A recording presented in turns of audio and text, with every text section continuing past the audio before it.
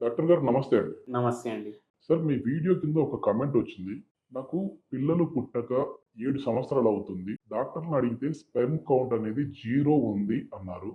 So, ఎన్నో అలోపతిలో మందులు వాడుతున్నాను. అయినప్పటికీ లాభం లేదు. హోమియోపతిలో ఏమైనా దీనికి మందులున్నాయా?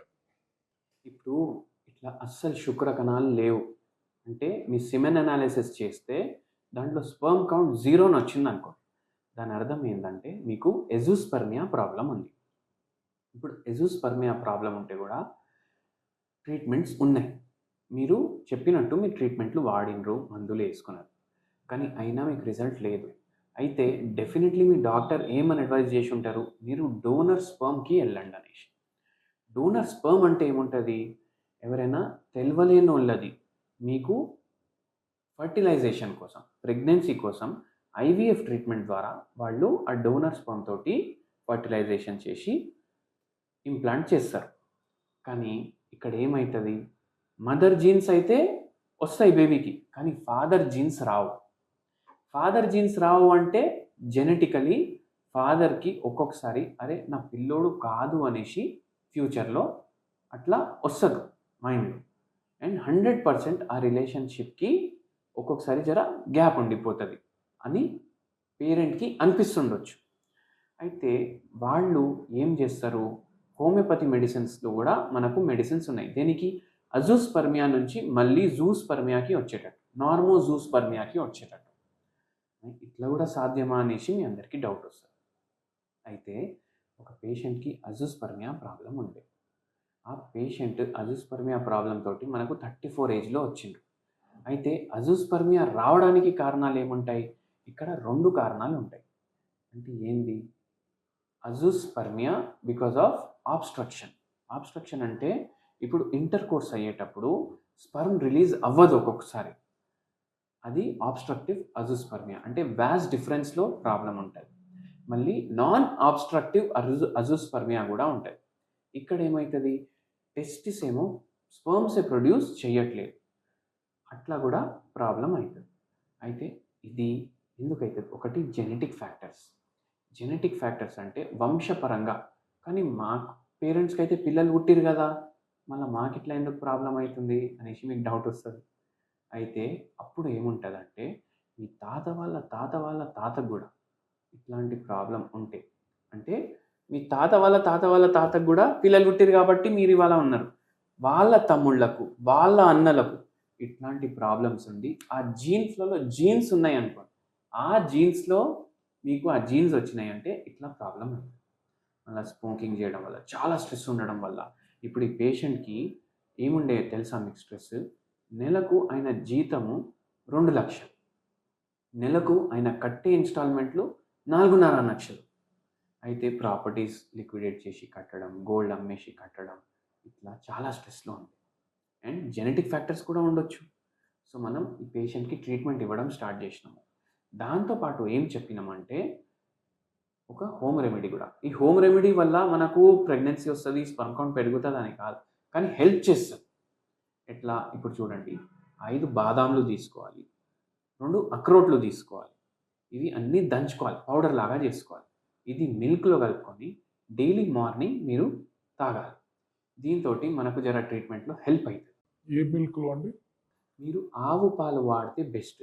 A2 కౌ మిల్క్ వాడితే బెస్ట్. ఒకవేళ ఇప్పుడు మనం తీసుకునే ఈ ట్రీట్మెంట్‌లో శుక్రకణాల సంఖ్య పెరుగుతుంది. అంతా ఓకే. కానీ ఇదే మళ్ళీ సమస్య ఫీమేల్‌లో ఉందా? మెయిల్‌లో ఉందా? అనేది ఎట్లా తెలుసుకోవాలి? ఒకవేళ ఫీమేల్‌లో కూడా ఈ సమస్య ఉంటే దానికి కూడా ట్రీట్మెంట్ ఉందా? ఇప్పుడు చూడండి సమస్య ఉంటే ఇన్‌ఫర్టిలిటీ సమస్య ఉంటది. ఇప్పుడు మనం మేల్‌కి ట్రీట్మెంట్ చేస్తున్నాం. మనం ఏం అడ్వైస్ చేస్తాం? ఫీమేల్స్‌లో మనకు చిన్న ప్రాబ్లమ్ కనిపించినా ఇద్దరు స్టార్టింగ్ నుంచి వాడండి ట్రీట్మెంట్ అంటాం. ఎందుకు? ఇప్పుడు మేల్‌కి ట్రీట్మెంట్ ఇస్తున్నాం మనం. 5, 6 మంత్స్‌లో స్పెర్మ్ ప్రొడక్షన్ స్టార్ట్ అయితది. అప్పటికి ఫీమేల్ ప్రాబ్లమ్ పెరిగిపోతే మళ్ళా ప్రెగ్నెన్సీకి డిలే అయితది. మళ్ళా ప్రెగ్నెన్సీకి డిలే అయితే ఏమైతది? ఏజ్ దాటుతూ వెళ్ళిపోతది. సో, మనం ఏం చేస్తాం? ఫీమేల్‌కి, మేల్‌కి ఎన్నో సార్లు మీరు సైమల్టేనియస్‌గా ట్రీట్మెంట్ స్టార్ట్ చేయండి. మీరు సైమల్టేనియస్‌గా ట్రీట్మెంట్ స్టార్ట్ చేస్తే మనకు మంచి రిజల్ట్స్ ఉంటాయని చెప్తాం. కొన్ని అపోహలైతే ఉన్నాయి. అంటే అలోపతి అయితే సేఫ్టీ కదా! మరి హోమియోపతిలో ఏమైనా సైడ్ ఎఫెక్ట్స్ ఉంటాయేమో అని చెప్పేసేసి కొద్దిమంది సన్నిహితులు అంటా ఉన్నారు. దానికి సమాధానం ఏంటి? ఇప్పుడు మీరు ఒకటి గుర్తుపెట్టుకోండి. అలోపతి మెడిసిన్స్లో సైడ్ ఎఫెక్ట్స్ ఉండొచ్చు, కానీ హోమియోపతి మెడిసిన్స్లో ఎటువంటి సైడ్ ఎఫెక్ట్స్ ఉండవు. అందుకే హోమియోపతి మెడిసిన్స్ వాడండి. అండ్ ఎన్నోసార్లు ఏమైపోతుందంటే ఇప్పుడు చూడండి, చాలామందికి ఏం తెలియదు, ఈ మందు వాడుతున్నారు, దీనివల్ల ఏమైనా సైడ్ ఎఫెక్ట్ అవుతుందా అనేసి ఆలోచించారు. ఆల్కహాల్ తోటి ఎన్ని సైడ్ ఎఫెక్ట్స్ అవుతాయి మన బాడీకి మనకు తెలుసు. మళ్ళీ స్మోకింగ్ తోటి ఎన్ని సైడ్ ఎఫెక్ట్స్ అవుతాయి మనకు తెలుసు. జర్ర నొప్పి అవ్వంగానే మెడికల్ షాప్ పోతాం, ₹10 పెడతాం, నొప్పి గోళీలు గంటలో తగ్గాలి అంటాం. ఆ నొప్పి గోళీ వాడి వాడి వాడి వాడి ఆ నొప్పి గోళీ పనిచేయడం ఆగిపోతుంది. మళ్ళీ దాని తర్వాత స్టెరాయిడ్స్ కూడా వాడేస్తాం ఒక్కొక్కసారి నొప్పులకు. దీంతో కూడా అజోస్పర్మియా అవుతుంది. అందుకే ఎటువంటి గోళీ వాడినా డాక్టర్ ప్రిస్క్రిప్షన్ లేకుండా వాడకండి. అండ్ హోమియోపతి మాత్రం టోటలీ సేఫ్. హోమియోపతి తోటి ఎటువంటి సైడ్ ఎఫెక్ట్స్ అవ్వవు. ఇప్పుడు టెస్టోస్టిరాన్ హార్మోన్ అనేది తక్కువ ఉండడం వల్లే ఈ స్పెర్మ్ కౌంట్ తగ్గుతుందని మీరు అన్నారు కదా. సో ఈ టెస్టోస్టిరాన్ హార్మోన్ లెవెల్ని పెంచే విధంగా కూడా మందులు ఉన్నాయా? ఎన్నోసార్లు ఏమవుతుందంటే టెస్టిస్ ఉంటాయి మన బాడీలో, అంటే గ్లాండ్స్. ఈ గ్లాండ్స్ ఏమో టెస్టోస్టిరాన్ ప్రొడ్యూస్ చేస్తాయి. కానీ ఏమైపోతుందంటే ఒక్కొక్కసారి ఈ టెస్టిస్ గ్లాండ్సే సరిగా డెవలప్ అవ్వవు. దానికి హోమియోపతిలో మెడిసిన్స్ ఉన్నాయి. ఒక్కొక్కసారి ఏమవుతుందంటే టెస్టిస్ సరిగా డెవలప్ ఉంటాయి, నార్మల్ స్ట్రక్చర్ ఎట్లుంటాయి అట్లా ఉంటాయి, కానీ ఏమవుతుంది, టెస్టోస్టిరాన్ ప్రొడ్యూస్ చేయవు.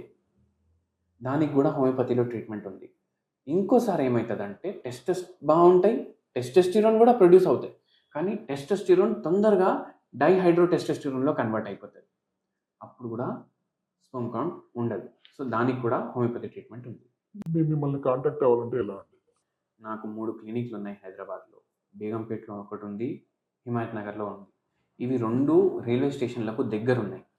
మళ్ళా అవి కాకుండా హిమాయత్ నగర్ క్లినిక్ ఇమ్లీబన్ స్టేషన్కి కూడా దగ్గర ఉంది, బస్ స్టాప్కి.